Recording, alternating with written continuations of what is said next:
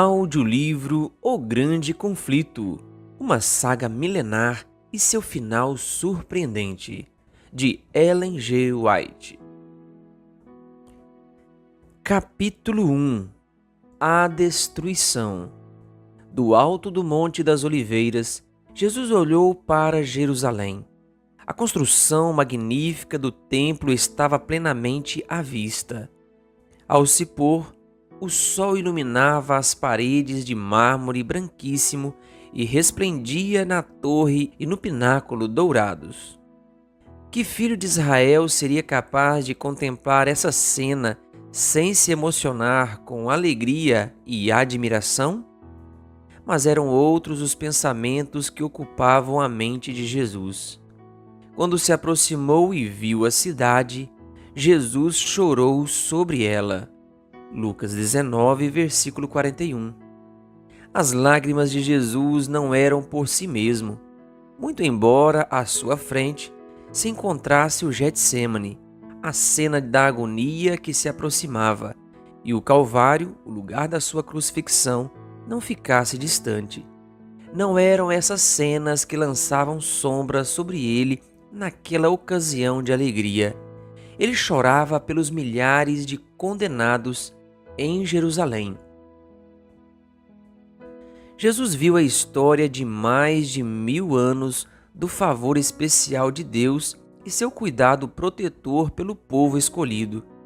Deus havia honrado Jerusalém acima de toda a terra.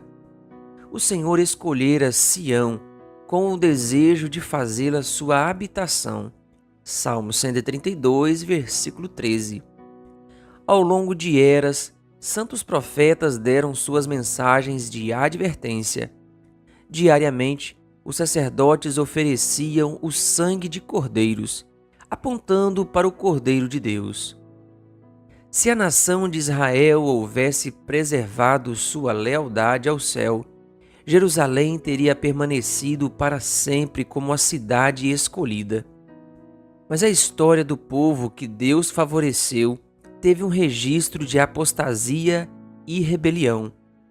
Com amor maior do que de um pai carinhoso, Deus teve compaixão de seu povo e do lugar de sua habitação. Segundo Crônicas 36, versículo 15. Quando apelos e repreensões falharam, o Senhor enviou o melhor presente dos céus, o próprio Filho, a fim de insistir com a cidade impenitente. Por 3 anos, o Senhor de luz e glória andou em meio a seu povo, fazendo o bem e curando todos os oprimidos pelo diabo, libertando os cativos, restaurando a vista aos cegos, fazendo os coxos andarem, os surdos ouvirem e pregando o evangelho aos pobres. Atos 10, versículo 38, Lucas 4, versículo 18 e Mateus 11, versículo 5. Jesus viveu como um andarilho sem lar, a fim de ministrar as necessidades das pessoas e as suas angústias, suplicando que aceitassem o dom da vida. As ondas de misericórdia, rebatidas pelos corações obstinados, retornavam em maré mais forte de amor simpático e inexprimível. Mesmo assim, Israel rejeitou seu melhor amigo e único ajudador, desprezando os apelos de seu amor. O tempo de esperança e perdão rapidamente se passava. A nuvem que vinha se acumulando ao longo de eras de apostasia e rebelião estava prestes a desabar sobre o povo culpado. Os israelitas ridicularizaram, abusaram e rejeitaram o único capaz de salvá-los do destino que se aproximava, e logo o crucificariam. Ao olhar para Jerusalém, Cristo viu diante de si a ruína de toda uma cidade e nação. Viu o anjo destruidor com a espada levantada contra a cidade que por tanto tempo fora a morada de Deus. Do mesmo local que Tito e seu exército ocupariam posteriormente, ele olhou pelo vale, pelos átrios sagrados e passarelas cobertas do templo. Com os olhos cheios de lágrimas, ele viu as forças estrangeiras cercando os muros. Ouviu o ruído dos passos dos exércitos marchando para guerrear. A voz de mães e filhos clamando por alimento na cidade sitiada. Viu o templo santo de Jerusalém, seus palácios e suas torres serem entregues às chamas, transformando-se em um montão de ruínas incandescentes. Olhando ao longo das eras, ele viu o povo da aliança disperso em todas as terras, como navios naufragados em uma praia deserta. A piedade divina e seu amor anelante encontraram voz nas palavras de lamento. Jerusalém, Jerusalém, você que mata os profetas e apedreja os que lhes são enviados. Quantas vezes eu quis reunir os seus filhos, como a galinha reúne os seus pintinhos debaixo de suas asas. Mas vocês não quiseram. Mateus 23, versículo 37. Cristo viu Jerusalém como símbolo do mundo endurecido em descrença e rebelião, apressando-se para enfrentar os juízos de Deus. Seu coração se emocionou em piedade pelos aflitos e sofredores da terra. Como desejava conceder alívio a todos. Estava disposto a dar seu último fôlego de vida para colocar a salvação a seu alcance. A majestade do céu em lágrimas. Essa cena mostra como é difícil salvar os culpados das consequências de violar a lei de Deus. Jesus viu o mundo envolvido em engano semelhante ao que causou a destruição de Jerusalém. O grande pecado dos judeus foi rejeitar a Cristo. O grande pecado do mundo seria rejeitar a lei de Deus, o fundamento de seu governo no céu e na terra. Milhões de escravos do pecado, condenados à segunda morte, se recusariam a ouvir as palavras da verdade em seu dia de oportunidade. Condenação. 2 dias antes da Páscoa, Cristo foi novamente com os discípulos ao Monte das Oliveiras, que dava vista para a cidade. Mais uma vez contemplou o templo em seu magnífico esplendor, como uma linda coroa sobre o monte sagrado. Salomão, o mais sábio dos monarcas de Israel, fez o primeiro templo, a mais esplendorosa construção que o mundo já viu. Depois que Nabucodonosor o destruiu, foi reconstruído cerca de 500 anos antes do nascimento de Cristo. O segundo templo não foi tão grandioso quanto o primeiro. Nenhuma nuvem de glória e nenhum fogo do céu desceram sobre o seu altar. A arca, o propiciatório e as tábuas da lei não estavam lá. Nenhuma voz do céu revelou ao sacerdote a vontade de Deus. O segundo templo não foi honrado com a nuvem da glória de Deus, mas com a presença viva daquele que é o próprio Deus revelado em carne. O desejado de todas as nações foi ao templo quando o homem de Nazaré ensinou e curou em seus átrios sagrados. Mas Israel recusou esse dom do céu. Quando o humilde mestre deixou suas portas douradas naquele dia, a glória partiu do templo para sempre. As palavras do Salvador se cumpriram. Eis que a casa de vocês ficará deserta. Mateus 23, versículo 38. Os discípulos ficaram surpresos com a predição da destruição do templo feita por Cristo e quiseram entender o que suas palavras significavam. Herodes, o Grande, havia doado generosamente tesouros tanto romanos quanto judaicos para o templo. Blocos gigantescos de mármore branco foram enviados de Roma, formando parte de sua estrutura. Os discípulos chamaram a atenção para eles, dizendo: Olha, mestre, que pedras enormes, que construções magníficas. Marcos 13, versículo 1. Jesus deu uma resposta solene. que os deixou perplexos. Eu lhes garanto que não ficará aqui pedra sobre pedra, serão todas derrubadas. Mateus 24, versículo 2. O Senhor havia contado aos discípulos que viria uma segunda vez. Por isso, quando mencionou os juízos sobre Jerusalém, a mente deles se voltou para essa vinda e perguntaram: Dize-nos, quando acontecerão essas coisas? E qual será o sinal da tua vinda e do fim dos tempos? Mateus 24, versículo 3. Cristo lhes apresentou uma síntese de acontecimentos importantes antes do fim dos tempos. A profecia que proferiu tinha dois significados. Enquanto prefigurava a destruição de Jerusalém, também predizia os terrores do grande dia final. Recairiam juízos sobre Israel por rejeitar e crucificar o Messias. Assim, quando vocês virem o sacrilégio terrível, do qual falou o profeta Daniel, no lugar santo, quem lê, entenda. Então, os que estiverem na Judéia, fujam para os montes. Mateus 24, versículo 15 e 16. Lucas 21, versículos 20 e 21. Quando os estandartes pagãos dos romanos fossem fincados no solo sagrado, fora dos muros da cidade, os seguidores de Cristo deveriam fugir em busca de segurança. Para escapar, não deveriam permitir nenhuma demora.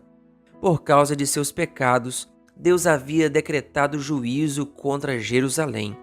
Sua descrença obstinada tornara certa sua ruína.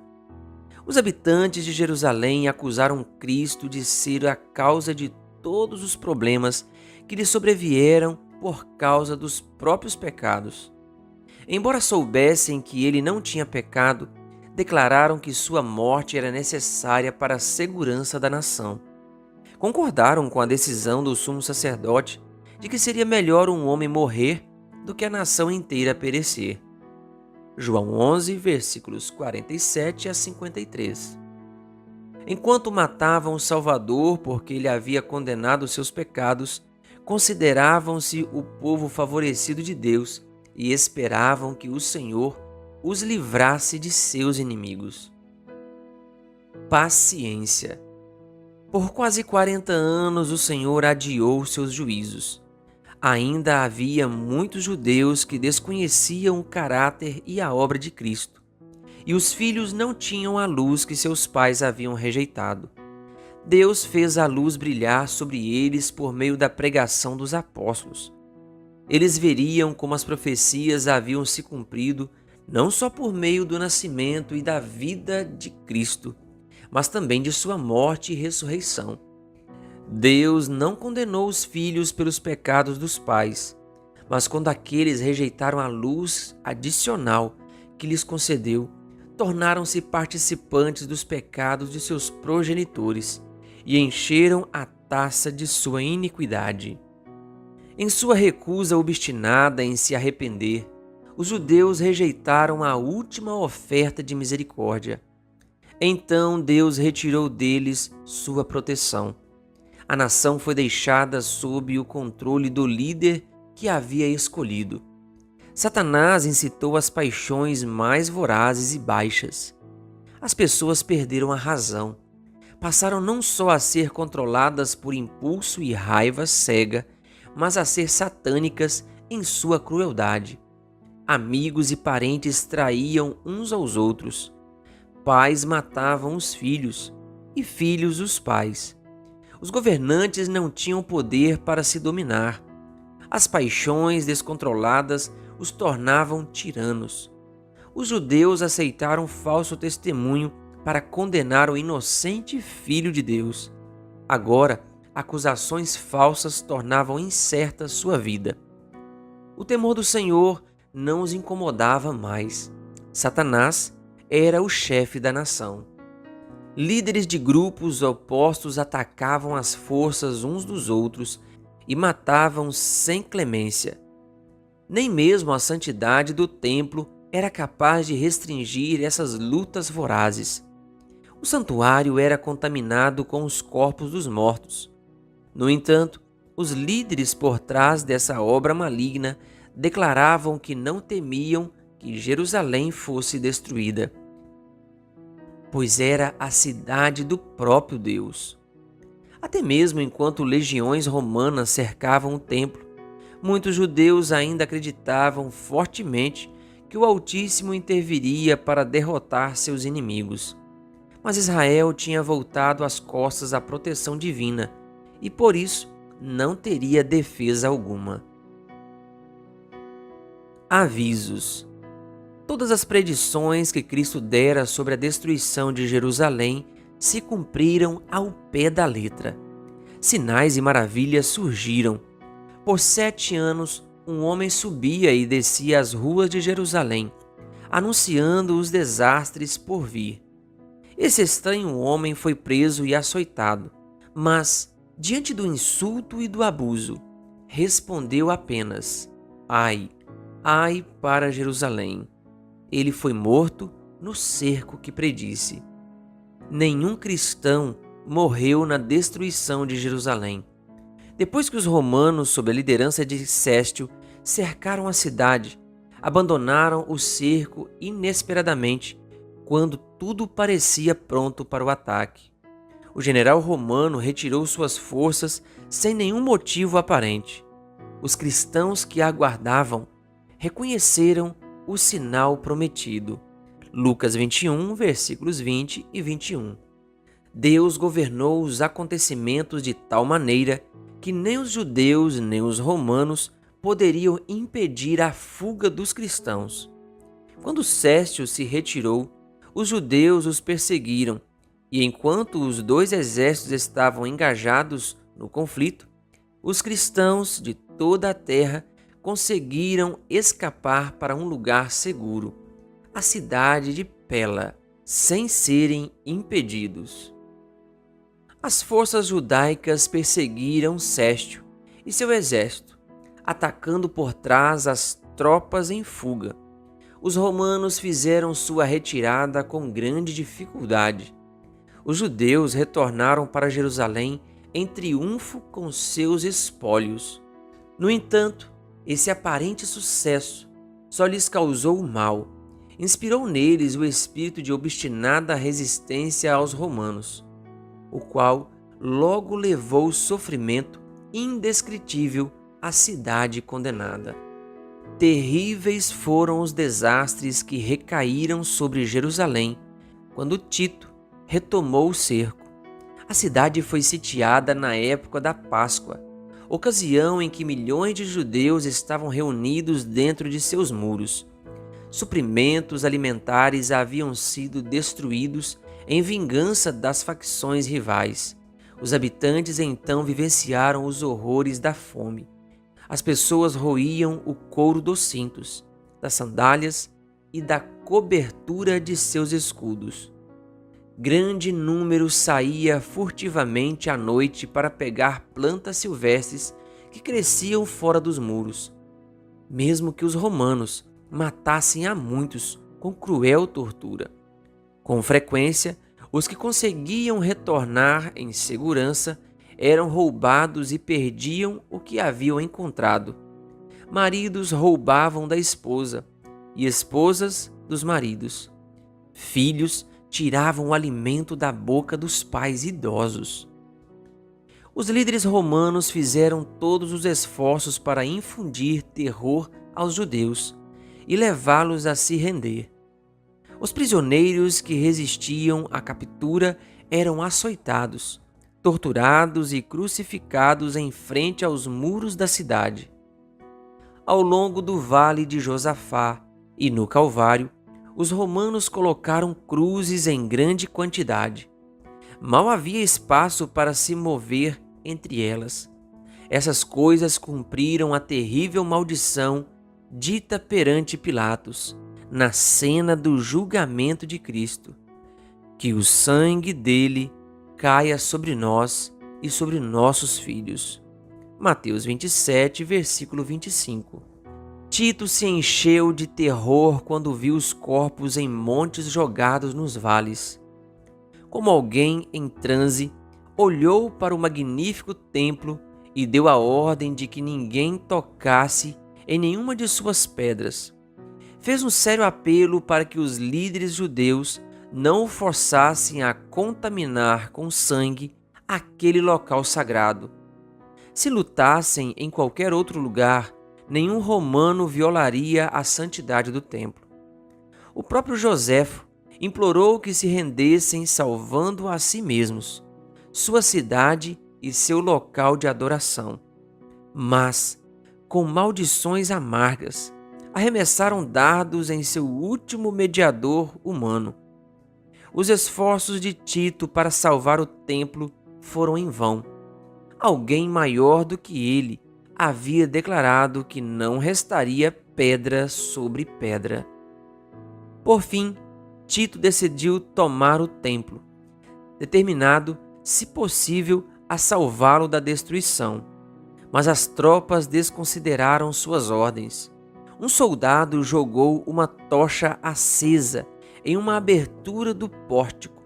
Imediatamente, as salas revestidas de cedro em torno do local sagrado estavam em chamas.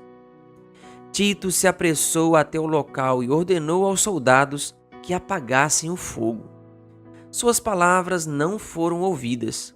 Em fúria, os soldados jogaram tochas incandescentes nas salas anexas ao templo e mataram aqueles que estavam abrigados ali. Sangue corria pelos degraus do templo, como se fosse água. Depois que o templo foi destruído, a cidade inteira sucumbiu aos romanos. Os líderes dos judeus abandonaram suas torres inexpugnáveis. Tito declarou que tinha sido Deus quem os entregara em suas mãos, pois nenhuma máquina de guerra, por mais poderosa que fosse, seria capaz de vencer aquelas defesas estupendas. Tanto a cidade quanto o templo foram destruídos até os alicerces, e o solo sobre o qual a Santa Casa ficava estava arado como um campo. Jeremias 26, versículo 18. Mais de 1 milhão de pessoas morreram. Os sobreviventes foram levados cativos, vendidos como escravos, arrastados até Roma, jogados às bestas selvagens nos anfiteatros ou dispersos como peregrinos sem lar pela terra. Os judeus encheram por si sós a taça da vingança. Todos os problemas que se seguiram à sua dispersão foram a colheita daquilo que as próprias mãos haviam plantado. Você foi destruído, ó Israel. Seus pecados causaram sua queda. Oséias 13, versículo 9 e 14, versículo 1. As pessoas costumam dizer que os sofrimentos dos judeus foram um castigo por decreto direto de Deus. É assim que o grande enganador tenta esconder a própria obra. Ao rejeitar de maneira obstinada o amor e a misericórdia divina, os judeus causaram a retirada da proteção divina sobre eles. Não temos como saber o quanto devemos a Cristo a paz e proteção que desfrutamos. O poder refreador de Deus impede que a humanidade se coloque sob o controle total de Satanás. Os desobedientes e ingratos têm todos os motivos para agradecer pela misericórdia divina. Mas, quando as pessoas passam dos limites dos apelos pacientes de Deus, a força refreadora é retirada. Deus não age como executor da sentença contra o transgressor. Ele deixa os que rejeitam sua misericórdia colherem o que plantaram.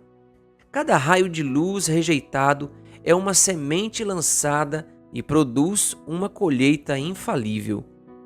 Quando se resiste com persistência ao Espírito de Deus, ele, por fim, se retira.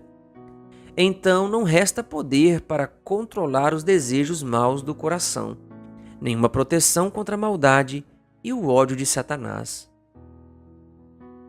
Perigo. A destruição de Jerusalém é uma solene advertência a todos que resistem às suas súplicas da misericórdia divina. A profecia do Salvador concernente aos juízos sobre Jerusalém terá outro cumprimento. No destino da cidade escolhida, podemos enxergar a ruína de um mundo que tem rejeitado a misericórdia divina e pisoteado sua lei. Tenebrosos são os registros da miséria humana que a terra testemunha. Terríveis são os resultados de rejeitar a autoridade do céu. Porém, uma cena ainda mais escura é apresentada nas revelações do futuro. Quando o Espírito de Deus, que refreia o mal, for completamente retirado, sem conter a explosão das paixões humanas e da ira satânica, o mundo verá as consequências do domínio de Satanás como nunca antes. Naquele dia, assim como foi na destruição de Jerusalém, o povo de Deus será livrado. Cristo virá uma segunda vez a fim de levar os fiéis para junto de si. Então aparecerá no céu o sinal do Filho do Homem, e todas as nações da terra se lamentarão e verão o Filho do Homem vindo nas nuvens do céu, com poder e grande glória. E ele enviará os seus anjos com grande som de trombeta, e estes reunirão os seus eleitos dos quatro ventos, de uma a outra extremidade dos céus. Mateus 24, versículos 30 e 31. As pessoas devem tomar cuidado para não negligenciar as palavras de Cristo. Assim como Jesus advertiu os discípulos quanto à destruição de Jerusalém para que pudessem fugir, ele avisou o mundo sobre o dia da destruição final. Todos aqueles que escolherem podem escapar da ira vindoura. Haverá sinais no sol, na lua e nas estrelas. Na terra, as nações estarão em angústia e perplexidade, com o bramido e a agitação do mar. Lucas 21, versículo 25. Ver também Mateus 24, 29, Marcos 13, versículos 24 a 26 e Apocalipse 6, versículos 12 a 17. Portanto, vigiem, são as palavras do conselho de Cristo. Marcos 13, versículo 35. Aqueles que obedecerem à advertência não serão deixados na escuridão. O mundo não está mais preparado para crer na mensagem desta vez do que na época em que os judeus receberam a advertência do Salvador sobre Jerusalém.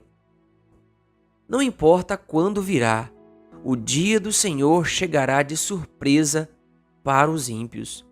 Enquanto a vida prossegue de forma costumeira, enquanto as pessoas estão absorvidas em prazeres, negócios, no acúmulo de dinheiro, enquanto os líderes religiosos louvam o progresso do mundo e as pessoas são entorpecidas por uma falsa segurança, então, como um ladrão à meia-noite entra furtivamente na casa desprotegida, súbita destruição sobrevirá aos maus e descuidados, e de modo nenhum escaparão. 1 Tessalonicenses 5, versículos 2 a 5. Que Deus lhe abençoe. Se você ainda não é inscrito no canal O Bom da Bíblia aqui no YouTube, se inscreva e ative o sininho das notificações.